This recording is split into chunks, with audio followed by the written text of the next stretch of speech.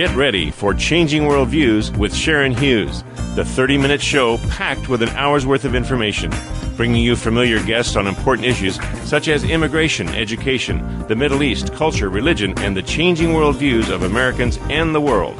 You've seen her on Fox News, you've read her on the World Wide Web. Now here's Sharon. For such a time as this. Freeing the minds of the brainwashed masses.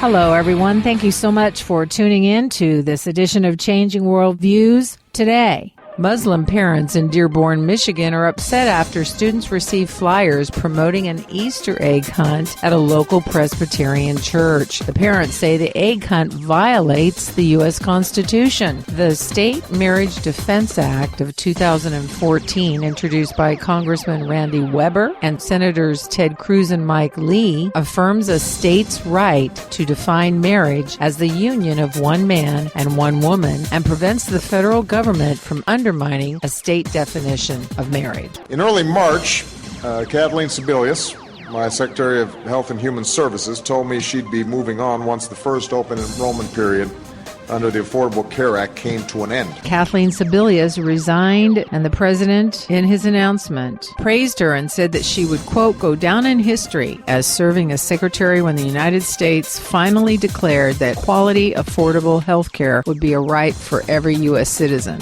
He nominated Sylvia Matthews Burwell to replace Sebelius at the Health and Human Services. Burwell is the current director of the Office of Management and Budget and will have to be confirmed by Congress.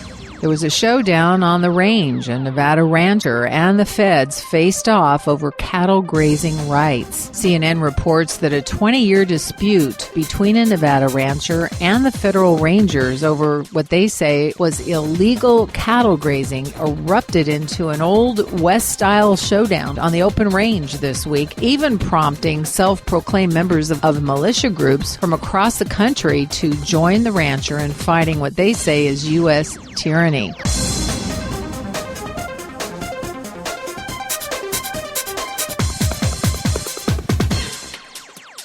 And that's what we're going to be talking about today as we look at family values. What began as a legal fight between the longtime rancher Cliven Bundy and the U.S. Bureau of Land Management escalated as Bundy kept his cattle on federal land, and the government has responded by beginning roundups of his livestock. Government versus family values. Are property rights a family value? How about health care? I've got two stories today that are pretty outrageous of government control. This one on land rights and another on parents' rights, their ability to determine the health care for their very sick daughter. We'll give you the facts when we get back from this break. You're listening to Sharon Hughes, coming to you from the Wild Wild West, and we mean wild.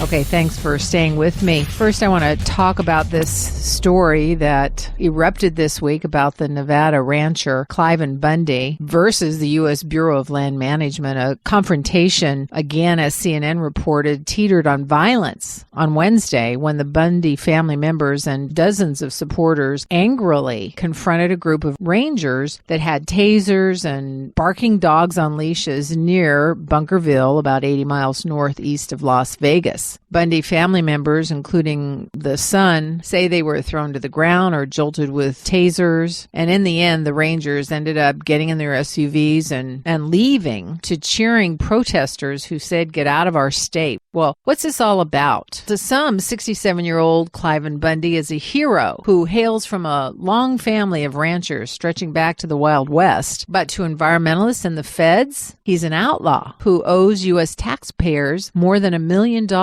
in, quote, unpaid grazing fees. So the U.S. government is rounding up Bundy's cattle And between Saturday and Wednesday, contracted wranglers impounded a total of 352 cattle, according to federal officials. Bundy says that he owns 500 of the more than 900 cattle that federal officials are planning to confiscate for, quote, illegal grazing. Bundy told the Las Vegas Review-Journal that each head of his livestock is worth $1,000. So figure that out. Anyway, in removing Bundy's livestock from public lands, the Park Service and Land Bureau are carrying out 2 U.S. District Court orders from 2 different judges. The National Park Service says that cattle have been grazing and trespass on public lands in southern Nevada for more than 2 decades. And Bundy's dispute with the government began about 1993 when the Bureau changed grazing rules for the 600,000-acre Gold Butte area there in Nevada to protect an endangered desert tortoise, a turtle.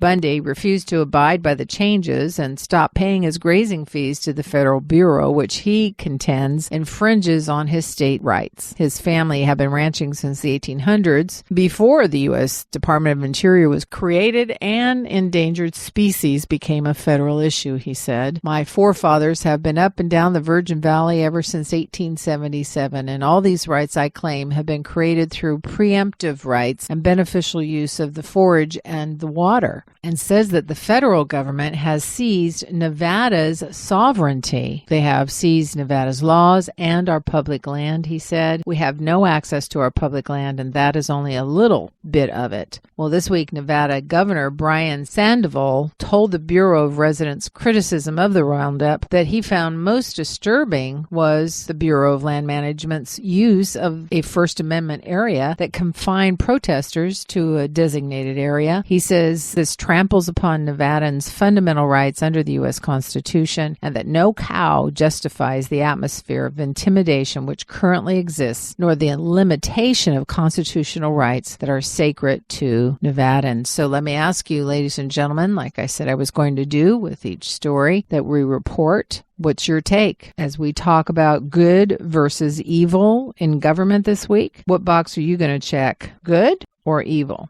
When we come back from this break, we're going to talk about a number 2 issue, and that has to do with parental rights. Does a government agency have the right to take away parents' ability to determine the care their minor daughter receives? The only good government is a godly government. The Bible says that when the righteous rule, the people prosper, but when the wicked rule, they groan. I'm not saying our government is evil. I'm saying there are some things that are being done that definitely are making Americans groan. Stay with me. We'll get into that right after this. Changing Worldviews with Sharon Hughes, the late afternoon commute show that knows the importance of bringing concise commentary on the day's news. Bibles that were later burned by the U.S. government. These holy books were confiscated about a year ago at Bagram Air Base in Afghanistan. An independent film aired by the Al Jazeera network had shown evangelical soldiers worshiping at Bagram and talking about ways to share their faith.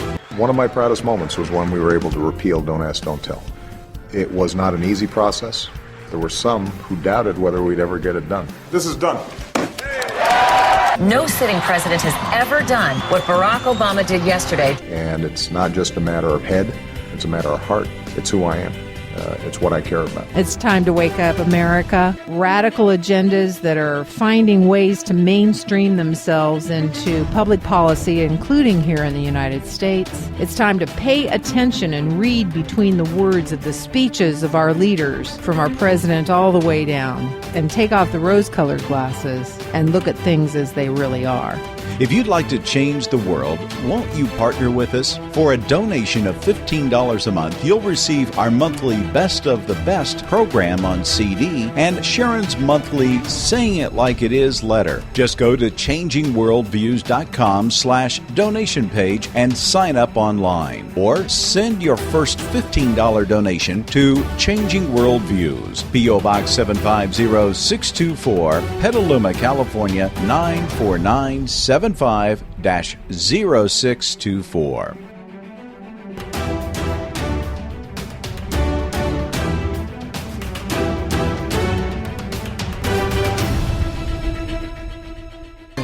And now, with a look at what's happening on the legal front, the president of the Pacific Justice Institute, Brad Dacus. For decades, it's been said that our military should not be a laboratory for social experimentation. But some experts, and now an estimated 15,000 military members who unfortunately have gender identity dysphoria, are urging the Department of Justice to lift its ban on transgendered in the U.S. military. Those who are opposed to lifting this ban, including Pacific Justice Institute, argue that the privacy rights and stress levels of other members must be respected. Also, general morale and military readiness would be compromised by the removal of this necessary ban. I'm Brad Dacus. To find out more about the legal edge, call 916-857-6900 or log on at pacificjustice.org.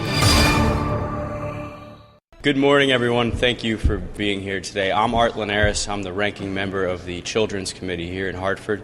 I'm the state senator for the 33rd. I have been following the Pelletier case closely for several months now, and I think you can really boil it down to this, that after speaking with doctors, parents should have the last word on medical care for their child. We feel that in circumstances like the Pelletiers, that ultimately it boils down to the fact that Connecticut should do the right thing, that good, caring parents should have the last word on medical care for their child. Connecticut should do the right thing and return Justina Pelletier to her parents.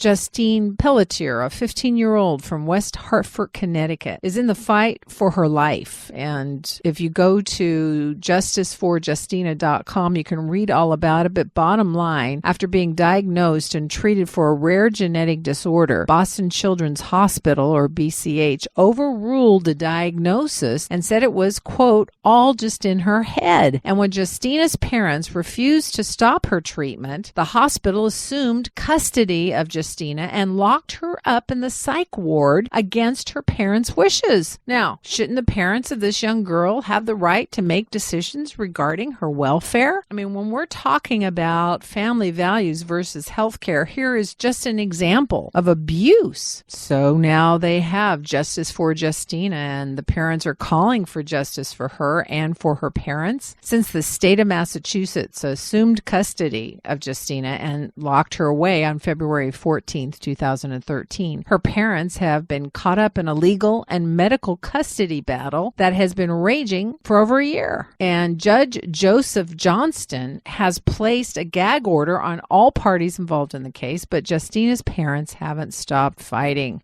Justina's dad, Lou Pelletier, said, "We are David, not against Goliath, but against two Goliaths, Boston Children's Hospital and the state of Massachusetts." He said, "To me, it's a hopeless cause, and the only way to win is in the court of public opinion." And so that's why they're asking for our help to sign the petition, demanding that the state of Massachusetts and Boston Children's Hospital honor the rights of Justina and her parents, and to release her back to her family so that she can receive the proper care and therapy that she needs. Her father reports that her health is rapidly deteriorating, and they are pleading with Americans to join and sign the petition and help them. Again, you can do that by going to justiceforjustina.com. Find out all about it there. Here's just a clip of Justina's father regarding the situation. Mitochondrial doctors in the country and being treated successfully, going to school, ice skating, playing with the dogs, up until literally a week and a half before this all happened last February 10th, which was January 23rd, her grandma's 92nd birthday. She ice skated for her. She gets the flu in early February. Conditions deteriorate rapidly, which is unfortunately when you have mito, your body just doesn't fight things the way other folks can. And a decision was made that by her main doctor at Dr. Corson at Tufts that she needs to be seen by her stomach doctor. Unfortunately, he and the rest of his GI team the month earlier had transferred over from Tufts to Boston Children's Hospital. So on a snowy February 10th evening, she went by ambulance from Connecticut Children's to Boston Children's. And within a few hours of her arrival, a young neurologist came along and said, there's no such thing as mitochondrial disease. Didn't say what his game plan was, but we're going to try a different approach. which we went along with. We were game. We're trying to get our daughter better. But within a very short period of time, they had decided what she had was not medical, was in her head. And even though everything that's been done has been medically diagnosed, medically verified, and as they would say, insurance approved, nothing was done by pushy parents making something happen. But on February 13th of 2013, my wife was given a sheet of paper called the Guidelines of Care for Justina Pelletier, which just crushed us. It says, you will not be allowed to speak to any doctors, including her Tufts doctors. You will not be able to see the doctor you came here to see, Dr. Alex Flores, world expert on GI motility and mitochondrial disease. We are taking over. We are taking her off all her medications. She had tachycardia, rapid heart rate. They took her off that, and a number of different things. When you have mitochondrial disease, you have serious vitamin deficiencies, which is because mitochondrial is your energy. It was taken off that. And what has happened since February 10th, her condition is now where she was ice skating going to school, where now she's pretty much paralyzed below the hips, very little body strength above. Educationally, she's dropped to, they think, to the second grade level.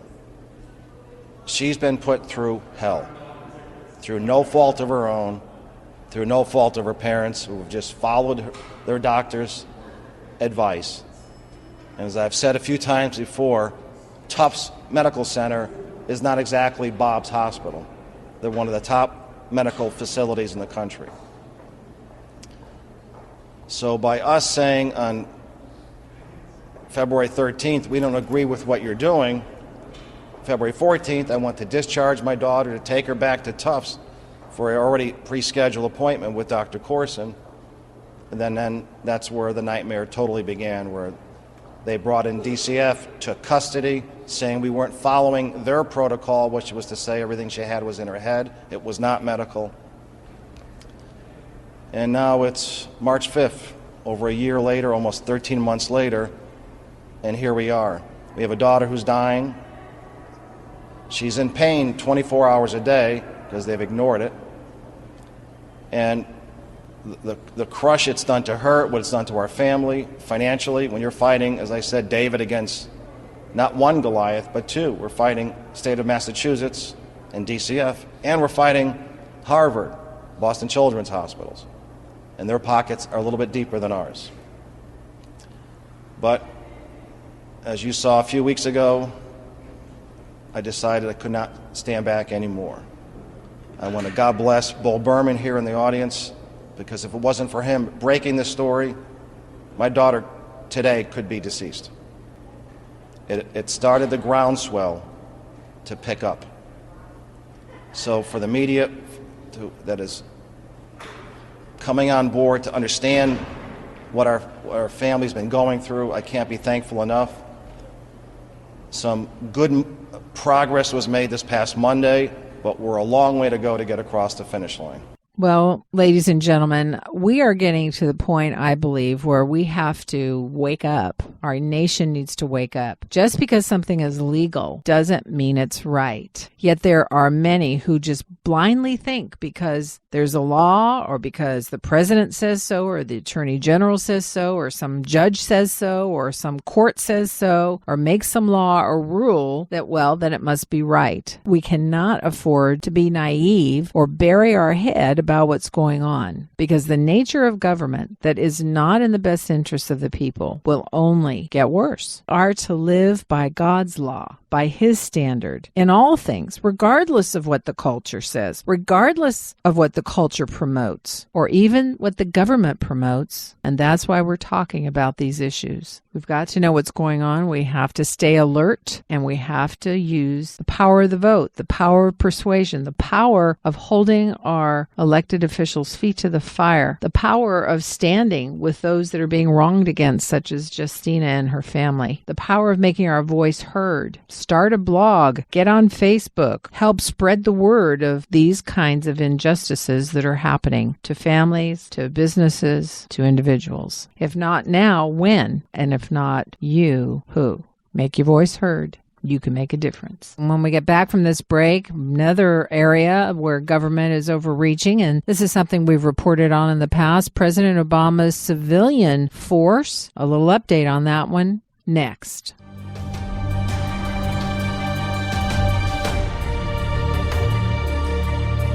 Exposing the worldviews behind the political, cultural, and ideological wars being waged in our nation and world, Sharon packs an hour's worth of information into every half hour with news you can use.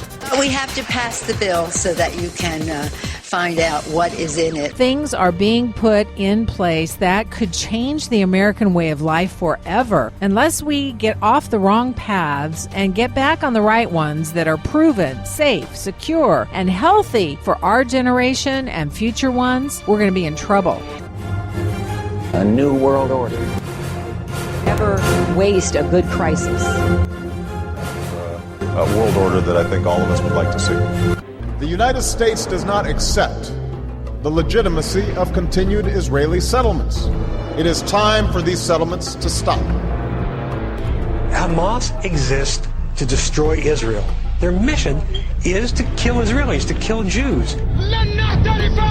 However, just because evil men have plans to wipe our freedoms off the map, or Israel off the map, or whatever, in order to rule the world, it doesn't mean that it will happen. At least it doesn't have to happen here in America. Won't you help reach even more listeners with a financial donation? Go to www.changingworldviews.com, donate page, and give either a one-time contribution or become a monthly partner. Or send your check to Changing Worldviews, P.O. Box 750624, Petaluma, California 94975-0624.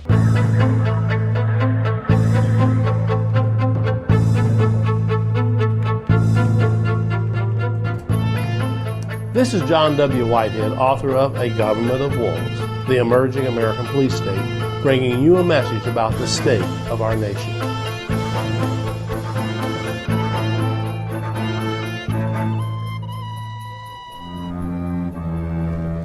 It wouldn't be a week in America without another slew of children being punished for childish behavior under the regime of zero tolerance which plagues our nation's schools.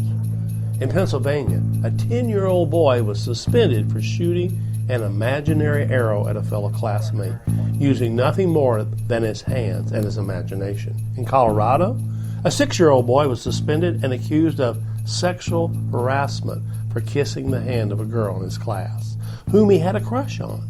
In New York, 3 students were arrested while waiting for a bus to arrive and take them to a basketball scrimmage.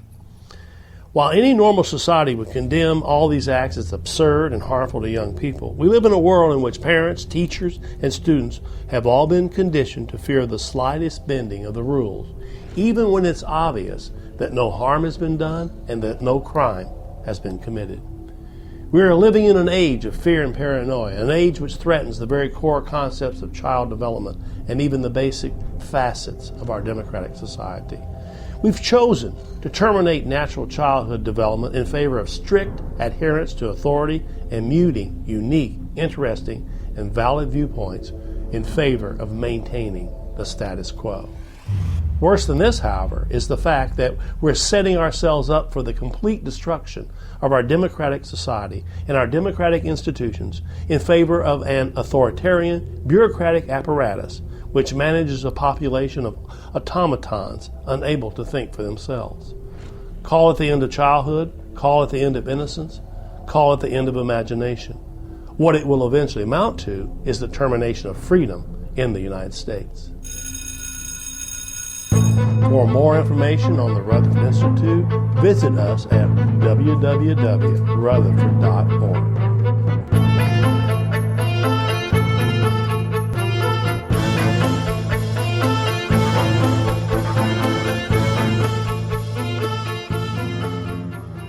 We cannot continue to push the burden onto our military alone, nor leave dormant any aspect of the full arsenal of American capability. Well, that was President Obama at a dedication at the Abraham Lincoln Hall at the National Defense University. We're going to be talking about H.R. 748, the Universal National Service Act, that will, quote, require all persons in the United States between the ages of 18 and 25 to perform national service as a member of the uniformed service, aka the military, or as a civilian service. Is this the fulfillment of President Obama's Civilian National Security Force? Remember? We cannot continue to rely only on our military in order to achieve the national security objectives that we've set.